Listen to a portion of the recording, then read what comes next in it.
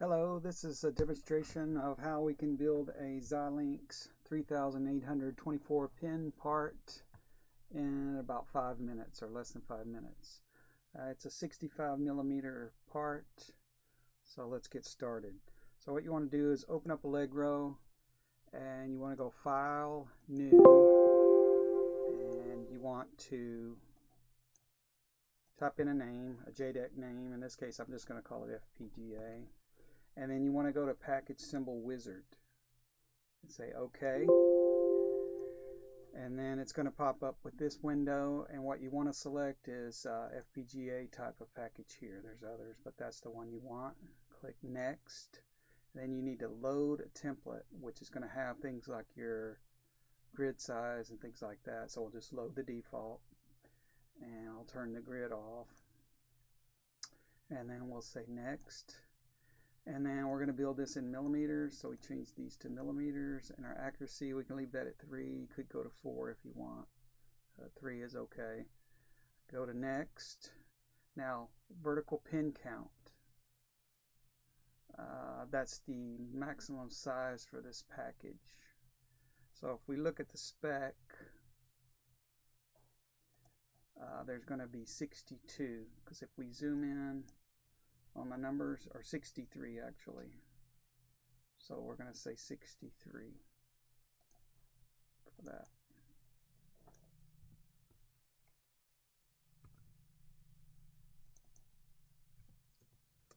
And then we want a full matrix of pads. We'll say Next. And we're going to use a JDEC standard for the naming, which is numbers to the right and letters down. So if you look at the spec, this is a bottom view, so actually the numbers are going to be over here. So we're going to go to the right and then we're going to go down. That's the default. So go Next. And now the horizontal dimension of the lead pitch is 1 millimeter. And the package width is, look over here, package width is D and E, which is 65 millimeters. So we put in 65 here and 65 here, and we'll go Next. Now the default pad stack to use, you need to look at the spec for the pad definition here. Let me zoom out. The spec has recommended PCB rules for the pad stacks, and so you need to carefully look at that and design that appropriately for your pad size, your solder mask, and your solder paste opening. In this case, I'm not going to go into that right now. I'm going to use a SM018 round pad and say Next, and then we're going to put it at the center. All SMT parts are based off this. The origin is at the center. We'll compile it, say Next, and that's the name that we gave it, and we finish it. Okay, now it just created it. Overwrite that. Okay, so there it is, 65 millimeter. We've got all the pads in there. Now notice the pin number text is too big, it's overlapped. So usually what you want to do is go to Setup, Design Parameters, go to the Text tab here, go to Setup Text Sizes. It puts it in as text block number 1, so we want to go half size on that so we can actually read that. So we're going to go, instead of 0.3, we'll go 0.15 for the width, and the height we'll make it half of that at 0.25. And we'll say OK to that, apply it, say OK. Now we can actually read the text there. Now the next thing we need to do is, if you look at the drawing, the corners have 3 pads removed on the corners, so let's go do that first.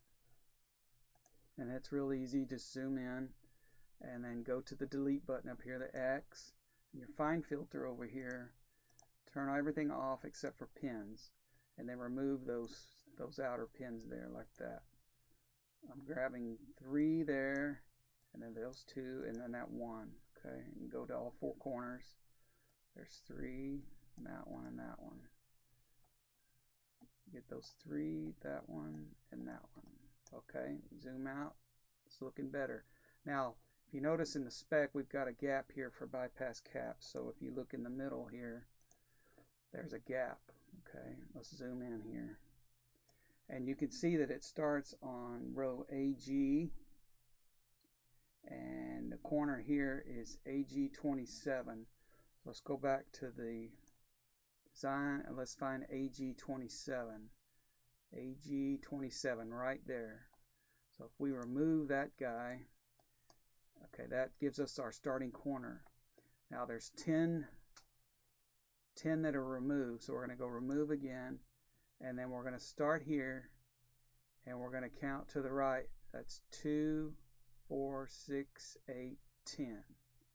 Okay, and actually it's going to go to 37 and then down to AU. Okay, that right there. I'll remove that.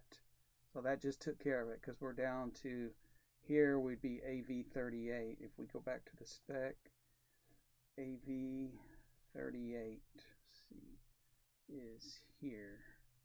Yeah. Okay. Yeah, so we still have that one. All right. So the total number of pins on this guy is 3824. Now if we want to double check this guy, we do a show element, turn on just pins here, and then do a window, and there we go, 3824. Okay, so the tool, the wizard, did everything for us. It did all the pin numbers and everything, so it took forever to do that by hand. If we look at the layers, we've got, if we turn everything on, we've got if we do dal layer, we can see that we look at the top, we've got the assembly outline. That's that. Or we can flip that off and on. We did turn everything off. So we've got our assembly outline, we've got our silk outline, we've got our ref des here. Now you do need to move that guy. Well, that will be outside the part. When they do the design, they can put that wherever they need to, so they can tell what the ref des. But the assembly outline, or the assembly ref des, is actually in the center, because that's going to go with the assembly outline. And then we should have a package place boundary there. Turn everything off. There's a shape, and yeah, shape. We've got to turn on shapes over here in the fine filter. Yeah, so we've got a filled rectangle, and you can put the height on that guy based on the height here, and you do that with the property, but I won't go into that. But that's how you can quickly build a large FPGA using the wizard tool. Thank you.